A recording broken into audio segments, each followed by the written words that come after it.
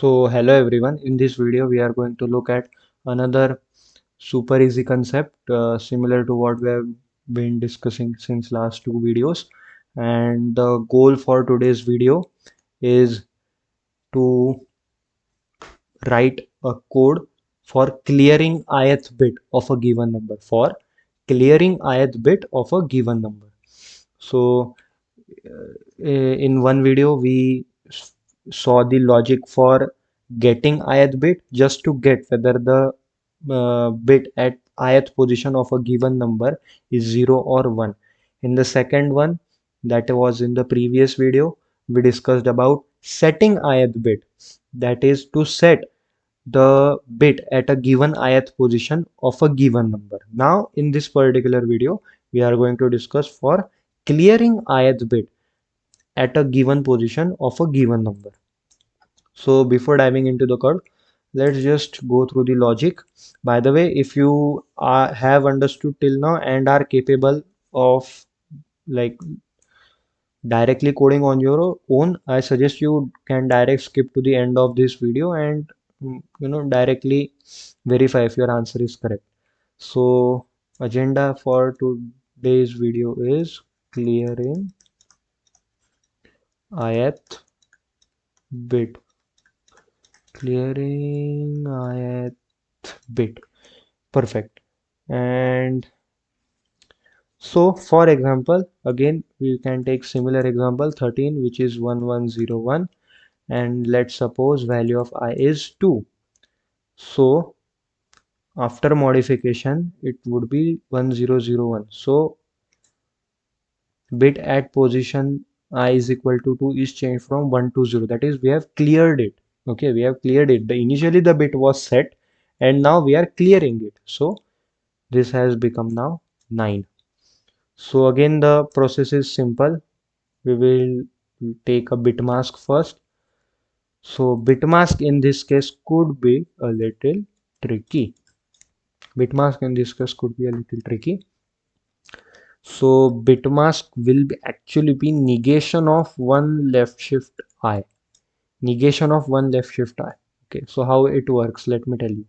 So okay, so one left shift I is what? 0 1 0 0, and then negation of it will lead to 1 0 1 1. Perfect.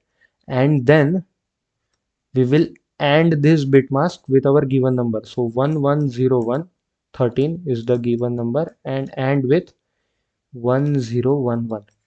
So 1 and 1 is 1, 1 and 0 is 0, 0 and 1 is 0, 1 and 1 is 1. Perfect. So final answer is 9, and this is our required answer. So bit mask is negation of one left shift I, and then we will AND this bit mask with our given number.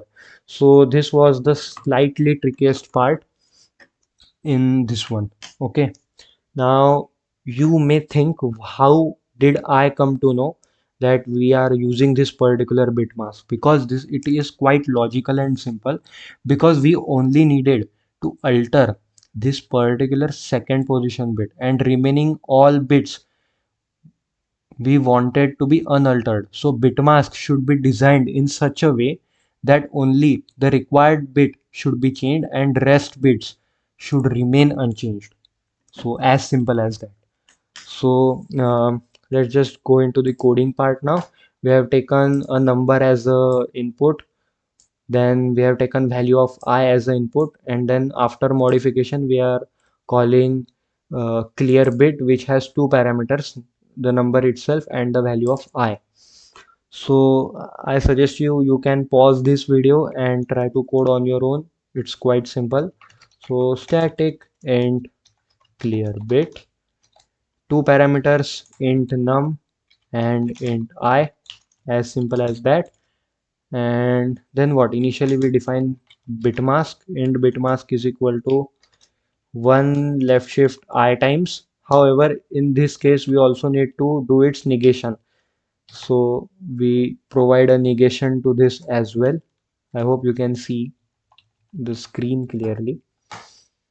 And then what?